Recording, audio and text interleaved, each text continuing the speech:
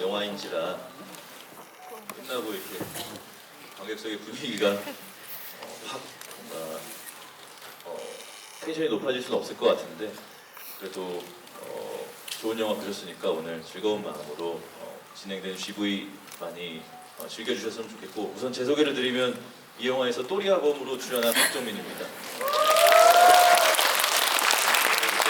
일단 가득 채워주셔서 너무 감사드리고요. 제가 여기 요즘 촬영 중인데 여기 뭐가 많이 나가지고 마스크를 좀 썼습니다. 양해 좀 부탁드리고 이 영화의 감독과 또 두 배우 박수 부탁드립니다.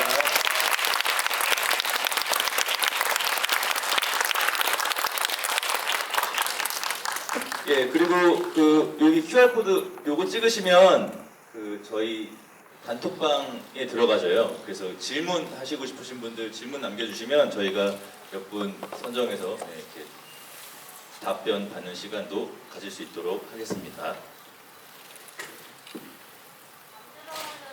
네?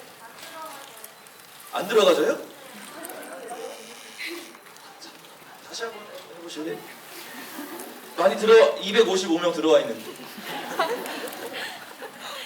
한번 잘 몇 분은 되고 한번 옆자리 분께 좀 도와주시고 그러면 저희는 GV 시작하도록 하겠습니다. 저희 감독님부터 소개 부탁드리겠습니다.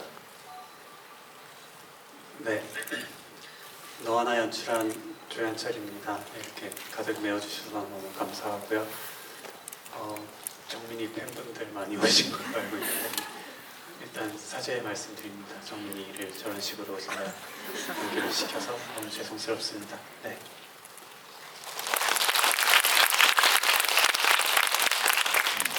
안녕하세요. 너와 나에서 세미 연기한 박혜수입니다. 반갑습니다. 정말 이렇게 큰 관을 이렇게 가득 메워주셔서 정말 너무 감사드리고요. 네. 여러분의 소중한 주말을 이렇게 저희 영화 보는데 써주셔서 진짜 다시 한번 감사드립니다. 즐거운 얘기, 좋은 얘기 많이 나누다가 가도록 해요. 네.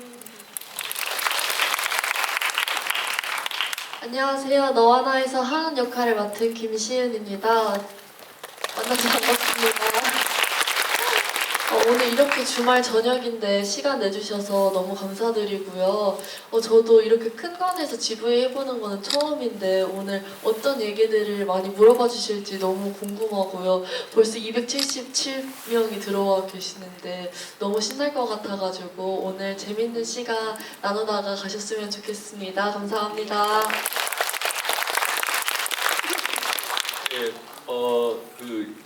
너와 나 팀 이제 조현철 감독님하고 박혜수 배우랑 김시은 배우랑 지금 GV를 엄청나게 많이 하고 있어서 똑같은 말을 계속하고 다니느라고 조금 지쳐해요.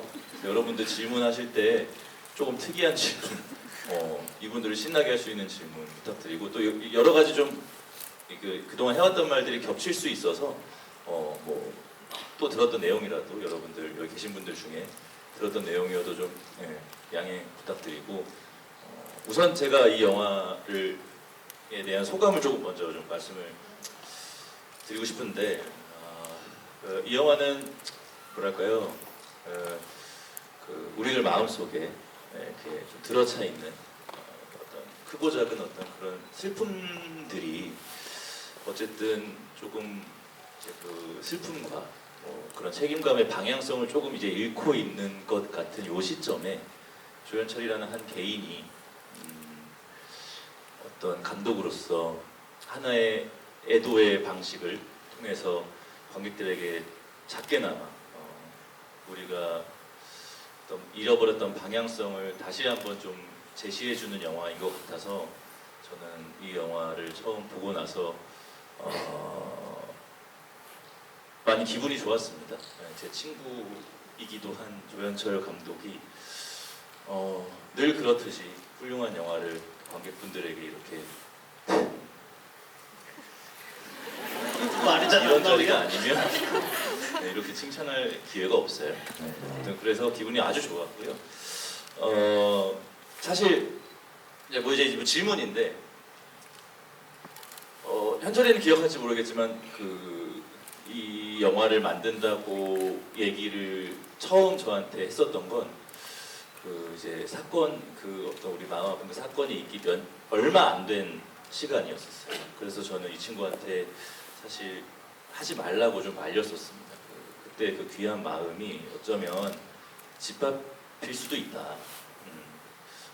그래서 좀 친구가 다치지 않았으면 좋겠다 하는 마음으로 사실 만류를 좀 하기로 했었는데 귀등으로도 안 듣고 사부작 준비를 해서 이렇게 훌륭한 영화를 이제 만들어냈고, 사실 제가 현철이를 보면서 이렇게 항상 착한 마음, 옳고 순한 마음에서 나오는 용기가 참 강력한 것이다라는 거를 이렇게 왜 자꾸 웃지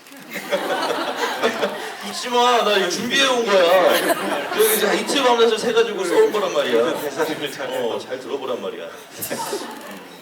건강한 강력하고 그런 게 없다는 걸 늘 확인시켜주는 그런 친구인데, 여기서 묻고 싶은 질문이 있습니다. 조현철 감독이 이 영화를 만들기로 한 순간에 대해서는 얘기를 많이 했던 것 같고, 이제 용기에 대해서, 그 용기를 낼 수 있었던 동력은 무엇인지, 그리고 그 용기를 지금까지 이어오고 또 이 영화를 세상에 내어놓을 수 있었던 힘의 원동력이 무엇인지가 우선 저는 처음으로 궁금했습니다. 크게 말씀해 주세요. 네. 일단 좋은 대사 감사하고요. 용기라는 말이 나와서 딱 떠오른 건데, 이 영화를 쓸 당시에 저한테 큰 영향을 줬던 게 동화책이 있는데 하나, 사자왕 형제의 모험이라는 동화책이 있어요. 그거를 이제 한강 작가님의 추천사를 보고 읽게 됐는데, 거기서 어떻게 보면 사랑과 용기에 대해서 계속해서 얘기하거든요. 어떤 이 영화가 제작될 가능성에 대해서 따지고 보자면 정말 밑도 끝도 없이 좌절하게 되는 순간이 있는데, 그냥 어떤 대상에 대한 사랑이 있었던 것 같아요. 이게 뭐 어떤 연유로 제 안에 이런 사랑이 자리를 잡게 된 건지는 잘 모르겠는데, 저희 이창동 선생님이 저희 학교 다닐 때 수업을 하셨는데, 그때 친구가 강의를 녹음한 것 중에 어떻게 하면 영화를 잘 찍을 수 있을까요? 라는 질문에 선생님이 정말 단순하게 대답을 하셨거든요. 사랑이라고. 어떤 대상에 대한 사랑, 어떤 세상 어떤 것에 대한 사랑이 있어야 영화를 잘 찍을 수 있는 것 같다고 얘기를 하셨고, 그런 어떤 사랑의 감정이 계속해서 이 영화를 찍어야겠다라고 생각하게 만들었던 것 같습니다. 그게 용기였던 것 같고요. 네. 그 사랑 오래도록 마음속에 품고 앞으로 좋은 영화 또 계속 만들어 주셨으면 좋겠고, 네. 그리고 저는 개인적으로 그 박혜수 배우님의 굉장한 팬입니다. 뭐 스윙키즈라는 영화에서 처음 제 봤었고, 삼진그룹 영어 토익반, 그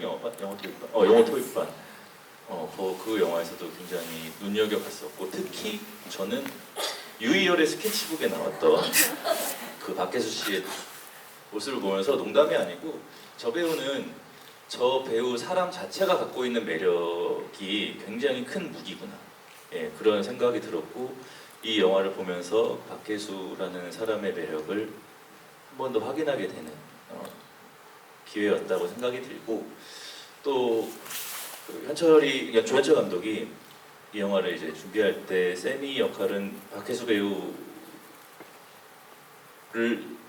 이제 전적으로 자기는 박혜수 배우랑 하고 싶다라고 처음부터 얘기를 했었고, 그렇게 이제 관철을 하는 모습을 봤고 또 영화를 보면서 저도 그 감독의 어떤 생각에 재차 동의를 하게 되는 순간이었어요. 영화가 딱 끝나고 나서.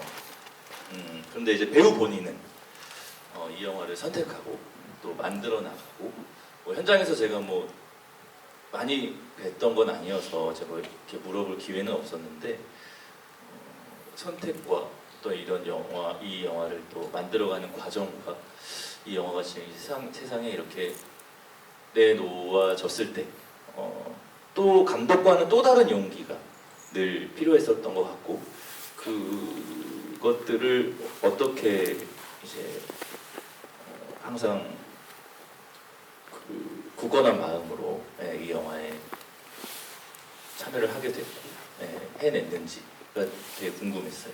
지금 이 시점에서. 네, 이 감독님의 너와 나라는 대본을 처음 받았을 때는 사실 이 영화가 어떤 영화인지 이런 결과물이 나올 것인지에 대해 반도 저는 몰랐던 것 같아요. 뭐 제가 상상한 그림이 있었지만 반도 미치지 못하는 그림이었고 제 상상 속에서 만들어낸 너와는 그래서 저는 이 결과물이 정말 너무 소중해요. 이 결과물이 이렇게 만들어져서 지금 이렇게 많은 관객분들께 보여지는 과정이 오기까지 모든 순간들에 다 이 영화를 만들고 있는 많은 분들의 사랑이 매 순간 느껴졌던 것 같아요. 그러니까 어떤 이 영화를 만드는 과정이 어떤 상업적인 논리 안에서 만들어지는 게 아니라 정말 이 영화를 만들어야 한다는 이 이야기를, 이 메시지를 전해야 한다는 어떤 사명감 같은 거를 스태프분들 전부가 느끼고 계셨던 것 같아요. 그래서 처음 대본 받았을 때 제가 느꼈던 그 뭔가 비슷한 마음이었지만 그 책임감이 스태프분들을 만나고 감독님과 이 대본에 대한 이야기를 나누면서 점점 정말 큰 힘을 갖게 됐고 강해지고 단단해지는 과정을 겪었고 또 이렇게 관객분들 만나니까 또 관객분들께도 그 마음이 전달되는 게 느껴지고 또 관객분들이 앞서서 막 이 영화 많은 분들이 보셨으면 좋겠다고 생각해 주시고 막 널리 알려주시는 걸 보면서 이 우리가 만들어갔던 과정의 힘이 계속 확산되는구나 하고 느끼거든요. 그래서 정말 아름다운 영화인 것 같아요. 너와 나라는 영화가. 결국 영화는 사람이 만드는 거고 그 사람들의 마음이 모였을 때 한 군데에 제대로 모였을 때 나오는 그 힘은 막을 수 없다. 네. 그리고 모두가 많이 알아준다라는 거를 너와 나라는 영화가 증명을 해낸 것 같고요. 그냥 가벼운 질문인데 체념을 완창하라고 했을 때 느낌은 어땠나요? 네, 완창을 할 때는 이제 뭐 그렇게 찍어서 이제 편집을 하시겠지라고 생각하고 열심히 불렀는데 처음 사실 편집본에서 처음부터 끝까지 나오는 걸 봤을 때는 저도 감독님 이렇게 했었어요. 근데 한 세 번째 보니까 이제 그 의도를 저도 그제서야 조금 그 의도가 뭔가요? 제가 생각했을 때는 네. 뭐 감독님의 의도를 제가 완벽히 알 수는 없겠지만 제가 느꼈을 때는 그 제 얼굴이 왕따시만하게 나오는 그 화면을 보면서 좀 세미의 감정에 대해서 관객분들이 서서히 뭔가 빠져들게 되시면서 뭔가 내가 세미가 되는 그런 과정을 경험하시지 않나 그런 생각도 들고 또 세미가 어쨌든 그 감정에 푹 빠져있는 걸 보면서 또 사실 밖에서 생각해보면 그게 또 한없이 슬픈 이유가 있잖아요. 그 감정에 빠져있는 세미의 네, 모습이 그래서 여러모로 그런 의도가 아니셨을까 저는 혼자 감히 생각해봤습니다. 네, 저도 처음 이제 영화를 보는데 뭐 이러면서 봤었어요. 그래서 좀 다시 한번 이제 영화를 보게 된다면 그 장면을 좀 유심히 보고 싶은 마음이 있는데 굉장히 충격적이었고, 네, 그 궁금했어요. 그 빅마마님들은 이 영화를 보셨나요? 그 확인할 수가 없는. 몰라요? 네. 돈은 제대로 된 거죠. 네, 네. 저- 저는 이 영화를 보면서 되게 이 현철이가 잘 살았다라고 생각이 드는 게 인기 가수들의 노래가 꽤 많이 나오고 그 좋은 배우들이 이렇게 많이 도와주셔가지고 현철이가 참 잘 살았구나라는 생각이 들었습니다. 다 보답하셔야 됩니다. 앞으로 살면서. 네, 그렇죠. 네, 다 보답을 하고 네, 열심히 살겠습니다.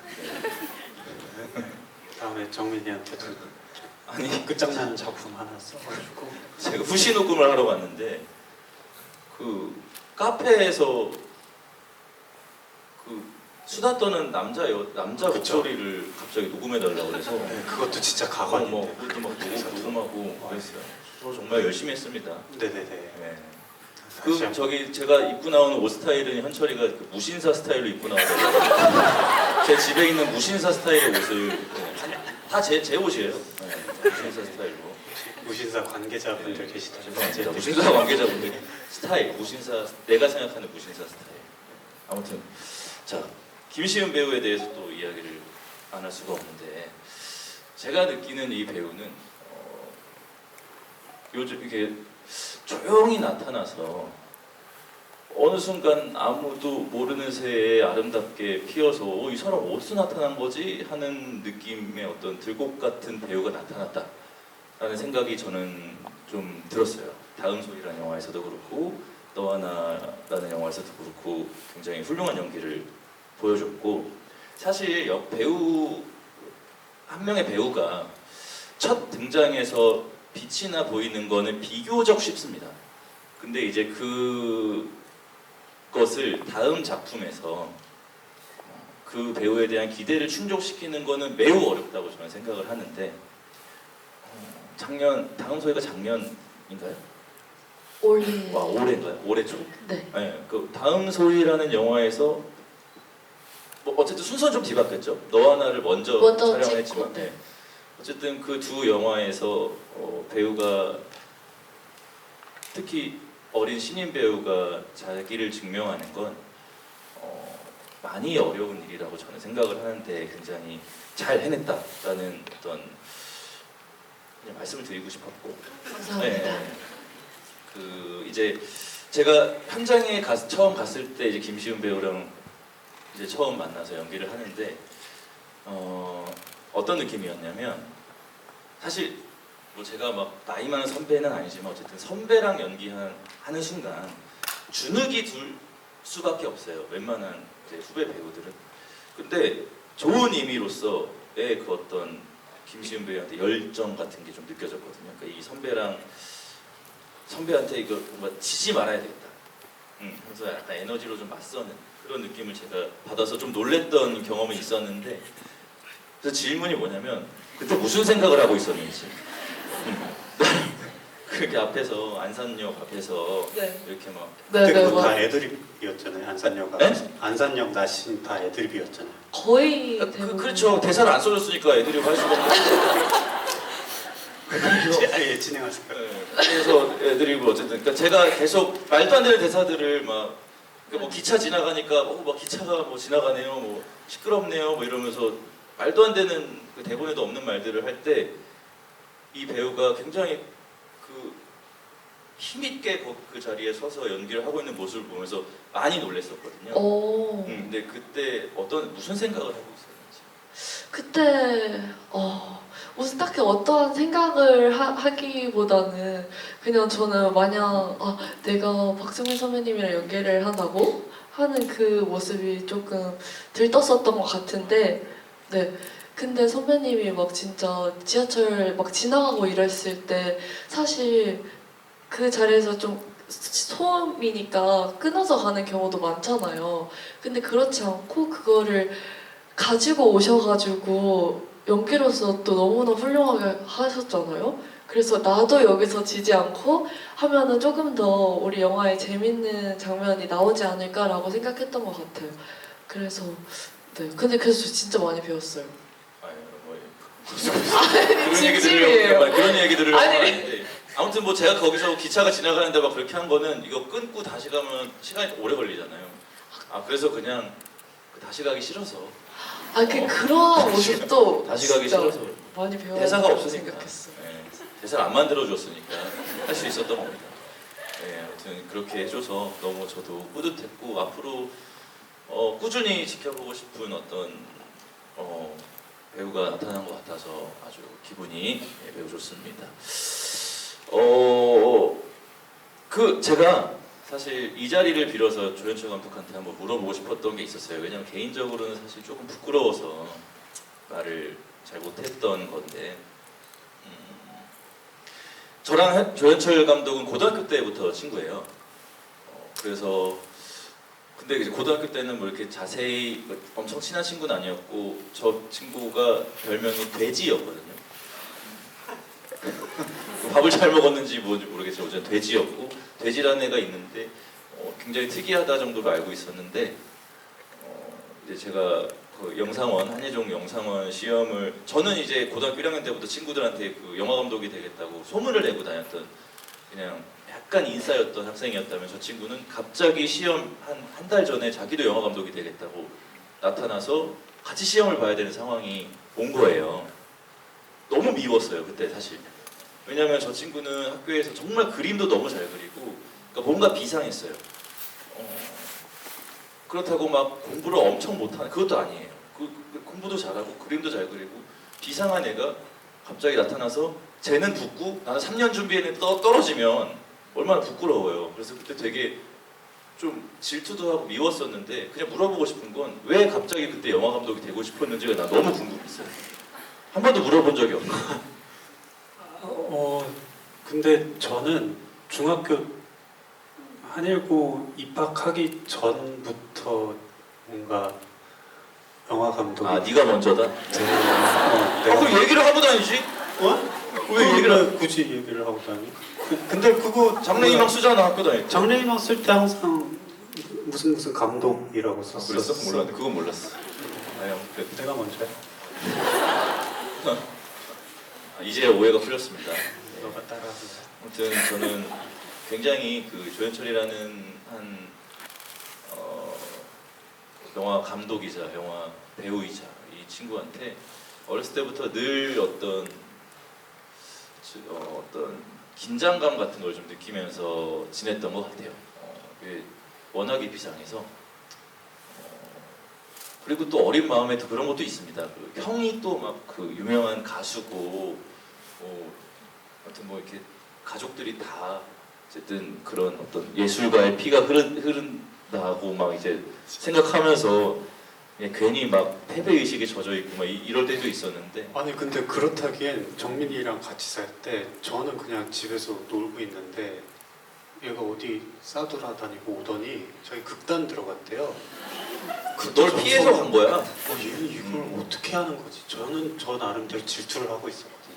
그러니까 저는 그때 이제 일찌감치 영화 배우가 되고 싶다라는 생각을 했던 것 같고 현철이는 학교 동기들이랑 굉장히 훌륭한 단편 영화들을 이제 만들어 오면서 주목받던 그런 신인 감독이어서 굉장히 어떤 저에게 좋은 자극제가 되어줬었던 기억이 있고 시간이 그 두 배우한테 질문 하나만 더 하겠습니다. 저는 개인적으로 그 어떤 한 배우의 완성은 연기도 연기지만 본인의 어떤 선택이 어우러져서 완성이 된다고 생각하거든요. 그 선택은 이제 좁은 의미에서는 뭐 카메라 앞에서 뭐 나의 표정, 나의 감정, 행동, 뭐 대사, 제스처 등등등이 있을 때고 큰 의미에서는 앞으로 내가 어떤 영화 배우가 되고 싶은가, 어떤 길을 가고 싶은가까지도 선택을 해야 항상 선택을 해야 되는 직업이라고 저는 생각을 하고 그 선택이 맞아들어져 갔을 때 조금 더 훌륭한 배우가 앞으로 나아가는 그 배우가 된다고 저는 생각을 하는데 이 영화를 보면서 저는 두 배우에게 굉장히 큰 감동을 받았고 앞으로도 계속 보고 싶고 하는 마음을 느껴서 이 두 배우가 앞으로 어떤 선택과 집중을 하고 싶은지가 되게 궁금했어요. 굉장히 어렵죠.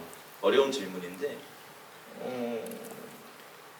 뭐 어떤 이야기를 하고 싶은지 뭐 그때그때 아마 그 기준은 많이 바뀔 거예요. 근데 지금 이 시점에서 너와 나가 개봉을 했고 많은 사람들이 두 배우를 칭찬하고 있고 이 시점에서 나의 이 다음 스텝은 어떻게 가고 싶다 라는 생각을 할 수도 있을 거라고 봐요. 저는 가끔 하거든요. 어떤 영화 개봉했을 때 나는 이 다음에는 어떤 걸 해보고 싶다라든지 그래서 그런 게 좀 궁금합니다. 이 두 배우의 본인의 저 진짜 고민이에요. 저 어떻게 해야 될까요, 선배님? 그건 회사에 물어보시고 그냥 본인이 하고 싶은 게 있을 것 같아요. 그러니까 내가 지금 당장 할 수는 없어도 네. 결국에는 이런 식의 선택들을 하고 싶다. 진짜 고민 많이 되고 있고 지금 그리고 앞으로도 계속 많이 고민을 할 것 같은데 또 앞서서 좋은 작품들 너무 많이 이렇게 연달아 만나게 돼가지고 더 좋은 작품을 하고 싶다라는 욕심이 있습니다. 그래서 앞으로 어떠한 작품을 해야 될지 진짜 고민이 많이 되기는 하는데 그냥 제가 하고 싶은 거를 말하면 될까요? 일단 저는 그냥 평범한 그냥 사람 사는 이야기도 해보고 싶고요. 그리고 장르를 말하는 건가요? 그러니까 뭐 예를 들면 그런 거예요. 제가 예를 들면 저의 이야기를 네. 예를 들어보자면 네. 제가 다만하게 구하소서라는 영화에서 네. 그 어떤 그 성소수자 역할을 했었단 말이에요. 네. 그리고 어쨌든 관객분들이 많이 와서 봐주셔서 네. 그 역할로 저를 기억하시는 분들이 많아졌어요. 네. 근데 그럼 나의 이 다음 스텝은 나는 그걸 이루진 못했는데 네. 내가 지금 이 시점에서 뭘 하고 싶지라고 생각했을 때 나는 그냥 내가 뭐 평범한 그냥 네. 뭐 이거는 뭐 그냥 뭐 비하 발언 이런 건 아니에요. 그러니까 뭐 동사무소 직원인데 네. 영화의 2시간을 굉장히 재밌게 끌고 나갈 수 있는 역할도 해보고 싶다. 어떤 한 평범한 사람이 이 2시간이라는 길이의 영화를 네. 쭉 끌고 나갈 수 있는 어떤 연기를 내가 할 수 있을까? 왜냐하면 그 이제 뭐 예를 들면 제가 그것만이 내 세상이라든지 네. 다만하게서 구하소서라든지 네. 이런 것들은 굉장히 극으로 가 있는 캐릭터잖아요. 네네네. 근데 그런 게 아닌 그냥 내가 정말 사람 사는 바운더리 안에서 정말 쉽게 볼 수 있는 어떤 한 남자가 네네. 이 영화를 딱 끌고 나갔을 때의 재미는 무엇일까라는 게 저는 되게 해보고 싶었거든요. 아직 해보진 못했지만. 네, 그래서 그런 식의 질문인 거예요. 그렇다면 저 또한 그냥 사람 사는 이야기를 해보고 싶어요. 그런 사람 사는 이야기를 잘 연기해서 이렇게 많은 사람들에게 좀 공감하는 네, 메시지를 주고 공감을 싶은. 많이 받을 수 있는 그러한 영화도 해보고 싶고요. 아니 그리고 또 아직 제가 해보지 못한 것들이 너무나 많아서 저는 액션도 해보고 싶고요. 그리고 같이 저는 이제 한 사람하고만 많이 만났었던 것 같아요. 그래서 이제는 뭔가 같이 뭔가 어울릴 수 있는 그러한 역할들도 해보고 싶고 그러니까 너무 하고 싶은 게 많아가지고. 네. 다 하실 수 있을 것 같아요. 감사합니다. 네. 혜수 씨는 네. 선배님 말씀처럼 연기에 있어서뿐만 아니라 그냥 살아가는 데 있어서 하루하루 나이 먹는 데 있어서 매 순간이 정말 선택인 것 같고 또 시간이 지나면서 그 선택의 순간들이 점점 좀 무거워지는 것 같아요. 중요해지고 예전에는 이 선택을 하나를 좀 잘못한 것 같아도 이거를 뭔가 그냥 다시 우회하는 느낌이었는데 지금 뭔가 그 우회하는 길이 점점 더 길어지는 것 같달까요? 그래서 그 선택 하나가 되게 중요하게 느껴지는데 저는 그냥 배우로서 생각하면 일단 이번 너와 나라는 작품을 제가 처음 시나리오를 받았을 때 완벽하게 이 대본을 100% 이해하고 받아들이고 막 감동받아서 줄줄 울고 이러진 않았었거든요. 되게 물음표가 찍히는 지점도 많았고 내가 이 대본을 다 이해하고 촬영할 수 있을까 이런 의문이 들었었는데 그럼에도 불구하고 어떠한 분명한 마음에 울리는 닿는 지점이 있어서 이 하기로 결정을 내렸었고 그 선택이 정말 너무 감사해요. 어쨌든 협업이더라고요. 계속 뭐 알고는 있었지만 이번에 다시 한번 느낀 게 제가 몰랐던 부분은 어쨌든 감독님과 얘기를 나누면서 채워가는 지점이 있고 또 스태프분들의 힘으로 인해서 만들어지는 지점이 있다는 거를 너무너무 느끼면서 촬영하고 나니까 이 다음에도 또 다음 작품을 하게 될 때도 첫인상이 너무 내 것 같고 너무 내가 입을 수 있는 역할이 아니더라도 도전했을 때 이게 많은 분들과 함께 만들어가는 작업이기 때문에 내가 또 뭔가 성장하는 과정도 겪으면서 만들어낼 수 있겠다 어떤 결과물을 네, 네. 이런 확신이 좀 들었던 것 같아요. 네. 그러니까 두 분께 드리고 싶은 말씀은 지금 제가 그 너와 나 현장을 뭐 많이 가보진 않았지만 그 현장에 갔을 때 제가 느꼈던 그 조연철 감독의 어떤 개인의 개인적인 어떤 아까 말씀드렸던 개인적인 방식, 애도의 방식 거기에 그 동의한 그 스태프들과 배우들 그들이 똘똘 뭉쳐서 지금 이 영화를 만들고 있다라는 거를 굉장히 크게 느낄 수 있었고 그렇기 때문에 이 영화가 나왔다고 저는 생각을 해요. 근데 아마 뭐 혜수 씨는 조금 더 잘 알 수 있겠지만 앞으로 해 나가다 보면 그 모두의 마음이 모이는 영화를 만나는 거는 사실 쉬운 일은 아니에요.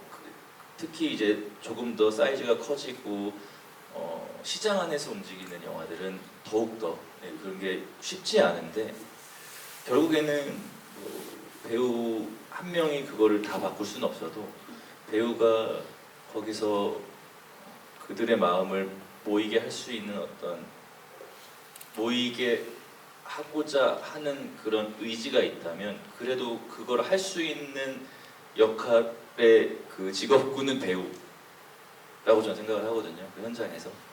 그래서 그 지금 느꼈던 그 같이 작업한 사람의 소중함 이런 것들을 오래 좀 갖고 영화에 이렇게 참여하시면서 더 좋은 영화를 만들어줬으면 좋겠다라는 개인적인 바람이 좀 있습니다. 네, 좀 정말 기대가 크고 소문 많이 내고 다니겠습니다. 예. 왜 눈을 동그랗게? 왜 눈을 갑자기 동그랗게? 뭘 소문 낸다는 거야? 왜 이런 걸로 저를 바라보네? 저 영화 좋다고 소문 내겠다고. 감사합니다. 아무튼 저는 제가 너무 말이 많았는데 저희 질문은 우선은 여기까지 하고요. 여러분들께서 이제 보내주신 질문으로 넘어가 보겠습니다. 한번 골라보시죠. 또리아범에게 인스타 마팔이란 중요한 거죠. 자, 봅시다. 이거 시나리오 쓰는데 얼마나 걸렸냐고 물어봐 주시는 분 계셨거든요. 이걸 2016년에 쓰기 시작해서 21년 5월에 촬영에 들어갔는데요. 그 2016년부터 촬영 들어가기 직전까지 계속 고쳤고 촬영 들어가서도 몇몇 장면들은 대사를 다시 썼죠. 네, 그래서 그냥 내내 썼다고 보시면 될 거예요. 초고는 얼마 만에 썼나요? 초고가 한 2018년경에 나왔을 거예요. 한 2017년경에 15장짜리 트리트먼트가 나왔고 그걸 바탕으로 시나리오가 한 2018년 정도에 나왔죠. 이거 고르고 있어봐요. 개인적으로 하나만 물어보고 싶은 게 있어가지고 그 대사가 진짜 많이 없었어요. 정해진 대사가 있는 씬도 있고 없는 씬도 있었는데 제가 영화를 보면서 사실 제가 조금 이제 보면서 좀 부끄러웠던 건 이런 톤의 영화인 줄 알았으면 내가 연기를 조금 다르게 했을 텐데 왜 아무렇게나 하게 놔뒀지? 라는 생각이 저는 조금 들었거든요. 왜 그래? 디렉션을 왜 안 주셨나요? 디렉션을 안 준 이유는 일단 연기를 너무 잘 살려주고 있었어가지고 굳이 뭘 디렉션을 할 게 없었어요. 그래요. 네, 잘 정민이가 딱 하나 걸리는 게 있었는데 그게 이제 저희가 원래 설정했던 건 20대 남성이었거든요. 네. 근데 정민이가 연기를 하면서 점점 더 이게 말투가 뭐 백타동이라든지 뭐 이런 것들이 백탁동이 왜? 약간 이건 30대 중반 정도. 아 그래요? 트위터도 아니고 트위터라고 해서 내가. 죄송합니다. 저 네. 선배님께 질문을 네네. 드리고 네. 현장에서 그렇게 저는 이제 노래 보고 있을 때 네. 대사 테이크 갈 때마다 계속 좀 다르게 하셨었잖아요. 네. 근데 그게 그냥 현장에서 번뜩이는 아이디어로 매번 다르게 하셨던 건지 궁금했습니다.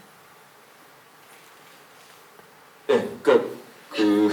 왜냐면 근데 나만 다르게 한 게 아니고 이 앞에 있는 여고생들도 다르게 하니까 이들 다르게 하면 나도 다르게 해야 되니까 이제 뭐 그분들 이제 우리 배우분들이 해주시는 대사를 그냥 받아서 하고 또 하다 보니까 재밌는 게 나오니까 또 우리끼리 약간 통한 거지. 예, 이 배우랑 저랑 이제 이거 재밌는데 하고 통해서 이제 뭐 그건 유지하고 또 다른 건 한번 바꿔보고 그러면서 했던. 그리고 약간 너무 늦은 밤이어서 저도 제정신이 아니었던 것 같아요. 그냥 생각나는 대로 한 것 같아서. 나도 궁금한 게 하나 왜 이제 와서 궁금해하는 거야? 벽에 딱 밀쳐졌을 때 네, 모자에 허연 게 묻잖아요. 네. 그 의도하신 건가요? 그건 어떻게 의도해요? 그게 너무 저는 그게 또리아범을 너무 잘 표현해 준 것 같아서 그거는 거기 묻어 있는 성면이 의도한 거겠지. 그렇죠. 제가 너무 좀 정민이를 과대평가해요. 너무 과대평가했습니다. 또 뭐 질문 하나. 그 또리아범 계정이 있잖아요. 네, 그거를 혹시 네. 공개해 주실 생각이 있으신지. 그거는 근데 이게 이 캐릭터가 가진, 물론 저희가 이 캐릭터가 가진 폭력성을 약간은 유머러스하게 표현을 했고 그러긴 했지만 사실 현실에서 이런 사람을 만났다면 어떤 분들에겐 굉장히 위협적일 수 있잖아요. 그래서 저는 약간은 윤리적으로 이 사람을 어떤 또다시 재미의 방식으로 포장을 하는 게 저는 약간 걸리는 지점이 있긴 있어요. 거기 그 또리아범 계정에 나온 사진 찍는다고 홍대에서 강아지랑 그렇죠. 네. 처음 보는 강아지랑 처음 보는 강아지랑 섭외를 한 거예요, 강아지를? 섭외를 다 했죠. 강아지 네, 섭외하고. 스크립터 분의 친구분의 아. 강아지인데 둘이 너무 안 친한 게 보여요.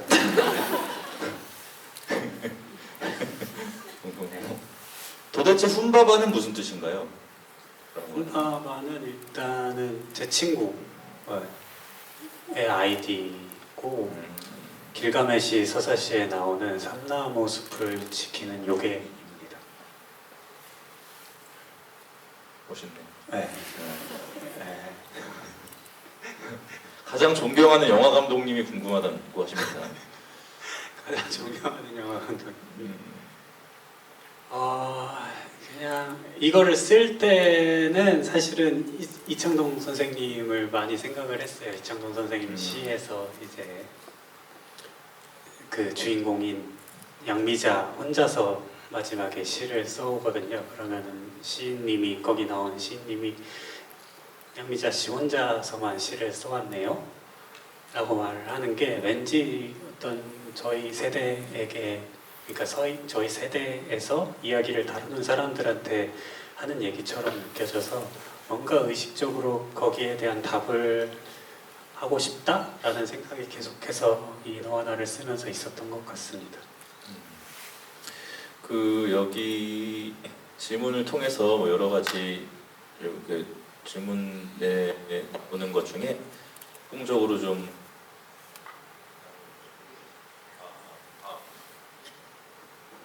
공통적으로 나오는 것들이 이제 뭐 어떤 한 상징에 관한 건 것 같아요. 거울, 사과, 발각질, 뭐 이런저런 상징들이 이제 영화에 많이 등장을 하는데 그런 것들을 설정할 때는 어떻게 해 나가셨는지가 좀 궁금합니다. 네, 이거를 물론 상징으로 읽을 수도 있겠지만 그것보다 저희한테 중요했던 건 이 사물이나 어떤 인서트들, 그러니까 그 표면적으로 보이는 것 이외에 그 내면에 흐르는 어떤 이야기 같은 것들을 계속해서 관객분들이 상상해 주기를 바랬거든요. 예를 들면 그 세미가 새를 주워 담으면서 옮겨놓는 그 지점토 같은 경우에도 그게 실제로 저희가 학교 헌팅을 갔을 때 미술 실습실에 있던 지점토들 한 수백 개 정도 되는 지점토들인데 저희가 그걸 일부러 그냥 가지고 있어 달라고 학교에 부탁했고 그거 하나하나를 보면 다 너무 다 똑같은 게 없이 다 다르게 생겼고 각자의 캐릭터가 묻어나고 각자의 어떤 그때 그걸 만들 때 감정이라든지 태도라든지 뭐 이런 게 다 묻어나는 것 같거든요. 그래서 저는 그렇게 생각했어요. 그런 거에 어떤 아이들의 영혼이 묻어있다라고 생각을 했고 그거를 세미가 그 화단 구석에 옮겨 담았고 그 이후에 어떤 것들을 관객이 상상할 수 있지 않을까. 그러니까 아이들이 다 사라지고 난 뒤에도 그 화단에는 아무튼 그게 한동안 남아있을 거 아니에요. 아이들의 손길이 닿았던 어떤 물건이 뭐 이런 이야기들을 뭐 영화 어떤 내부에서만 소비시키지 않고 관객이 객석을 나서고 종종 생활을 하다가 문득문득 아 이건 이렇게 될 수도 있지 않을까 혹은 나중에 조이가 세미한테 배운 말을 하은이한테 할 수도 있지 않을까 뭐 이런 것들을 계속해서 생각했던 것 같습니다. 네, 알겠습니다. 그 두 배우에게도 물어보고 싶은 게 있으신 것 같아요. 박정민이 내 훔바바다라는 분이 질문해 주셨습니다. 세미와 하은의 대사가 너무 실제 고등학생들의 말투와 내용이어서 신기했다. 레퍼런스가 있었나요? 이렇게 질문을 주셨는데 뭐 레퍼런스가 있었으면 말씀해 주시고 만약에 없었어도 뭐 좀 고등학생들처럼 연기를 하고자 노력한 어떤 면을 좀 뭐 노력한 게 있는지 혹은 그러지 않았으면 뭐 그러지 않았다고 말씀해 주셔도 되고. 레퍼런스는 없었던 것 같고요. 네. 저는 이제 막 고등학생처럼 보여야지라는 생각보다는 그냥 제가 어렸을 때 이제 친했던 친구들을 만나면 지금 제가 이곳에서 이렇게 어른인 척하고 있는 모습과 달리 되게 다시 그때로 돌아가고 유치해지고 편안해지는 그런 친구들하고 있을 때의 모습을 생각하면서 많이 표현을 가져왔던 것 같아요. 어떤 말투라든지 행동이라든지. 그리고 한 역할에 이제 시은 배우가 저보다는 조금 더 어려서 이제 대사를 주고받을 때 뭔가 그런 더 앳된 뭔가 더 귀여운 느낌이 있었던 것 같은데 그래서 제가 좀 리허설 많이 사전에 할 때 동화가 됐던 것 같아요. 그런 느낌이. 네, 맞아요. 그렇게 해서 저도 근데 제가 고등학교 시절을 좀 많이 떠올렸었던 것 같기도 하고요. 그리고 제가 25살인데 그때 당시 23살인가 그랬었거든요. 근데 저는 제가 막 20살이 넘고 이러면 진짜 어른이 될 것 같고 어른의 말투를 많이 쓸 것 같다고 생각했는데 또 마냥 그렇지만은 않더라고요. 그래서 조금 더 편안한 모습을 많이 보여줬던 것 같습니다. 그리고 그때 감독님이 저한테 생각해보니까 어떤 유튜브 영상 보여주셨거든요. 그 하은이에 대해서 하은이가 어느 정도까지의 인물인지에 대해서 제가 약간 조금 헷갈려요 이랬을 때 감독님이 유튜브에서 이랬으면 좋겠어요 라고 보내주신 영상이 있었던 걸로 기억하거든요. 네, 그때 하은이가 웃긴 캐릭터인데 이거를 너무 웃기려고 의도를 하고 뭔가 표현이 과해지다 보면 안 웃기기 때문에 코미디라는 것이 이 선을 잘 타야 하기 때문에 뭔가 의문스럽고 진지한 듯한데 웃겨야 했거든요. 그래서 시은 씨한테 그런 주문을 좀 많이 했었던 것 같고 그래서 레퍼런스로 보여드렸던 게 뭐 아시는 분 있으실지 모르겠는데 얘랑가랑이라고 미대 다니는 학생들 그 브이로그를 보여드렸죠 지은 씨한테. 뭐 레퍼런스가 있었네요. 네. 뭐라고요? 그 유튜브? 얘랑 가랑님 맞으시죠? 네. 그 얘랑 나랑? 가랑 얘랑 맞아요? 가랑? 네, 저도 네. 한번 집에 가서 볼 수 있도록 하겠습니다. 근데 그걸 엄청 많이 그러니까 보긴 봤는데 저 하은이보다는 엄청 더 재밌으신 분들이시거든요. 네. 진짜. 그거는 그럴 수밖에 없어요. 그건 본인들 진짜 모습이기 때문에 그걸 이길 수는 없습니다. 자, 시간 좀 더 되나요? 네. 질문 한 2개만 더 짧게 해보도록 하겠습니다. 자, 봅시다.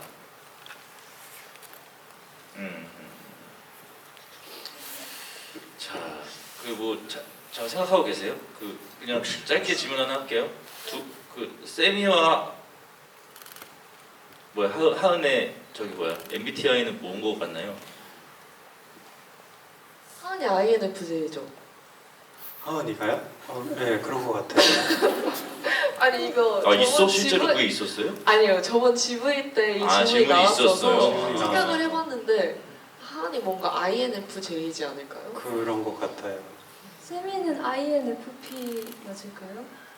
그렇겠죠? 네 맞는 것 같아요. INFP.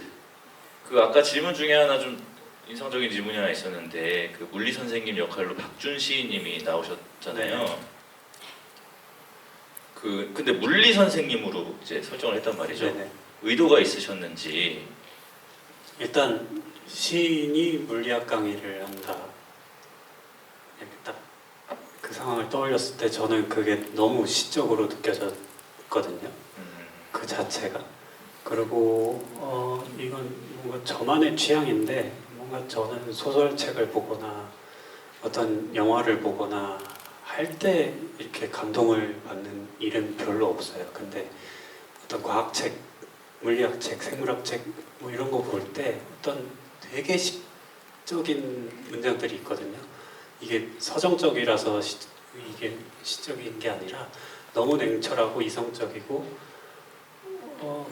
그런데 뭔가 진실을 얘기하고 있는 것 같고 이 어떤 단순한 이 과학적인 사실이 뭔가 이 어떤 전체를 아우르는 느낌들이 있어서 저는 약간 어떤 이 과학 뭐 이런 책들 이런 거에서 느끼는 되게 시적인 감흥들을 많이 받아서 박준 시인님을 그렇게 부탁을 드렸던 것 같습니다. 네. 연기를 생각보다 많이 잘하셔서 좀 놀랐습니다. 현장에서 어떠셨나요? 연기를 볼 때. 그때 저희가 쓴 거는 아주 일부분이고 저희가 어떤 주제 빛의 이중성에 대해서 시인님한테 강의를 해달라고 부탁을 드렸고 그것 한 5분 정도 계속 안 끊고 제가 갔는데 그걸 계속 끊이지 않고 말씀을 해주셨어요. 강의를 해주셔서 저는 그냥 그걸 듣고 있는 게 너무 좋았죠. 왜 5분이나 그걸 보고 계셨어요? 그게 좋아서 나 혼자 보려고 나중에 이제 혼자 집에 가서 사심을 채운 거네요. 네, 나만 볼 수 있게. 알겠습니다. 자, 마지막 질문할게요. 세미와 하은이 생각하는 사랑은 무엇인가요? 라고 질문 주셨습니다. 진짜 사랑 너무 어려운 것 같은데요. 네. 저는 근데 감독님이 너 하나에서 담고 있는 그 사랑의 의미가 정말 좋다고 생각했거든요. 그래서 항상 감독님한테 물어봐요. 감독님 사랑이 뭘까요? 라고 물어보거든요. 그래서 궁금합니다. 사랑이 뭘까요? 왜 떠넘기세요? 지금 이제 시우 씨가 저한테 떠넘겼지만 이걸 어떻게든 여러분들한테 전달하려고 하는 거 이런 마음 같은 것들이 사랑이 아닐까. 저는 그래요. 저는 근데 되게 사랑을 떠올리면 뭔가 이렇게 촉촉해지는 느낌 대신 뭔가 마음이 편해지고 냉정해지고 뭐 그런 느낌을 받는 것 같아요. 아까 뭐 과학책 얘기를 해서 그렇기도 한데 저는 그냥 아침에 막 새벽에 해가 안 떠 있을 때 일어나면 너무 무섭거든요. 그냥 왠지 우울하고 촬영장 가기 싫고. 근데 어느 순간 이렇게 해가 뜨기 시작하면서부터 그 마음이 싹 사라져요. 그런 것들에 이제 아주 근원적인 사랑이 있다라고 생각을 하고 삽니다.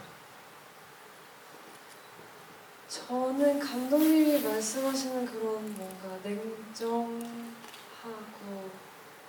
그런 사랑보다 요즘에는 좀 많이 축축한 사랑에 빠져 있는 것 같아요. 너와 나 때문에 아무래도 제가 생각하는 사랑의 의미가 너와 나로 인해서 많이 넓어지기도 했고 또 너와 나 안에서 촬영하면서 너무 많은 사랑을 느끼기도 했고 또 이렇게 관객분들 만나면 또 막 편지도 막 주시고 막 이렇게 다들 꽉 채워주시고 하면 이게 사랑이 아니고 뭐겠어요. 막 이렇게 생각이 들거든요. 그래서 요즘 좀 많이 마음이 촉촉한데요. 감독님 말씀 이런 말씀 들을 때마다 아 나도 좀 더 냉정하고 그러니까 뭔가 감독님 말씀하신 그 의미가 뭔지 알겠어서 그렇게 되고 싶기도 하면서도 지금 저 이거 너와 나 개봉 무대 인사 GV 끝날 때까지는 좀 즐기려고요. 이 촉촉한 사랑. 그래서 여러분들하고 계속 나누고 싶습니다. 이 사랑. 감사합니다. 네. 네, 잘 들었고요. 제가 사실 이런 모더레이터 역할을 해본 게 처음이라서 조금 서툴렀을 수도 있는데 여러분들 부족한 부분은 여러분들끼리만 좀 알아주셨으면 좋겠고 아무튼 양해해 주셔서 감사드리고 그 마지막으로 감독님과 배우분들 인사 드리고 이 자리 마무리하는 걸로 하겠습니다. 늦은 시간까지 이렇게 함께 해주셔서 너무 감사합니다. 오늘 너무 즐거운 얘기 많이 나눈 것 같아서 기쁘고요. 정말 전 너와 나 영화 촬영하면서 정말 사랑을 많이 느꼈고 또 이번에 무대 인사나 우리 GV 하면서도 사랑을 많이 느끼고 있는 요즘인 것 같습니다. 여러분들도 오늘 시간 잘 보내시고 다음 주 한 주도 또 힘내서 사랑으로 가득 찬 한 주 보내시길 바라겠습니다. 감사합니다.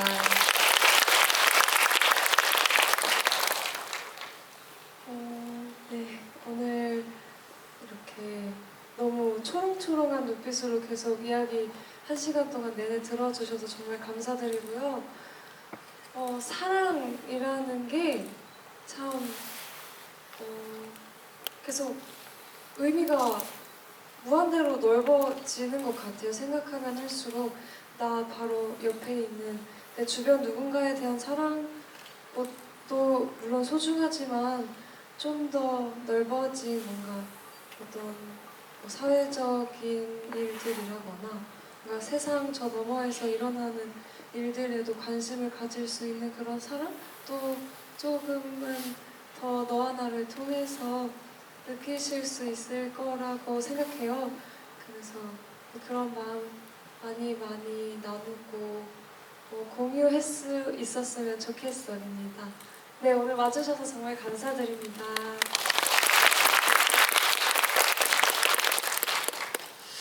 네, 일단 이 자리 끝까지 함께 해주셔서 너무 감사하고요. 저희 영화가 시작부터 지금까지 고비가 없었던 적이 없었는데 뭐 영화 내외적인 이유들로 많은 고비가 있었고 모르겠어요. 저희 모두 어쨌든 쇼 비즈니스에서 일을 하는 사람들이고 이 판이 어떻게 돌아가는지 너무 잘 알고 있고 그리고 뭐 저희가 하는 말들 어떤 믿음들을 어떤 매체를 통해서 언론을 통해서 얘기하는 거는 거의 사실상 불가능에 가깝거든요. 그럼에도 불구하고 어떤 이렇게 믿음을 주시고 저희가 힘이 든 상황이 왔을 때 정민이가 선뜻 어떤 용기라고 생각을 하거든요. 저는 어떤 힘을 보태고자 정민이가 저희한테 선뜻 집을 하겠다고 한 것 같은데 이 자리를 빌어서 너무 감사하고요. 용기 아닙니다. 용기 아니에요? 그냥 용기로 칩시다. 오케이. 아무튼 예. 계속하세요. 아무튼 그래서 제가 뭔가 이게 힘든 일이 있을 때마다 스태프들이나 혜수 씨나 이런 사람들한테 항상 했던 말이 있거든요. 저희가 나누었던 사랑을 믿고 사랑의 증거가 여기 남아있다라고 생각을 하고 그걸 믿고 모든 사람들 혐오와 미움으로부터 사랑으로 대하자라고 얘기를 했었고 항상 그 마지막에 사랑이 하는 일을 누가 막을 수 있겠냐라는 말을 덧붙였었는데 여러분에게도 뭐 충분히 그 마음이 닿을지는 모르겠는데 세상은 점점 안 좋아질 거고 서로를 혐오하게 될 건데 그럼에도 불구하고 여러분들이 저희 영화를 보시고 어떤 사랑을 발견하셨으면 좋겠습니다. 감사합니다. 네. 한국 영화 시장이 많이 힘든 와중에 이런 보석 같은 영화가 굳건하게 나와줘서 아주 기분이 좋고 이런 영화들이 더 자주 나왔으면 좋겠다는 말씀으로 마무리를 하고요. 저희 단체 사진 찍나요? 예, 단체 사진 한 방 찍어도 되겠습니까? 관객분들하고 같이 찍는 건가요? 예, 같이 찍어도 되겠습니까? 예, 고맙습니다. 예. 네, 감사합니다. 네, 하나, 둘, 셋!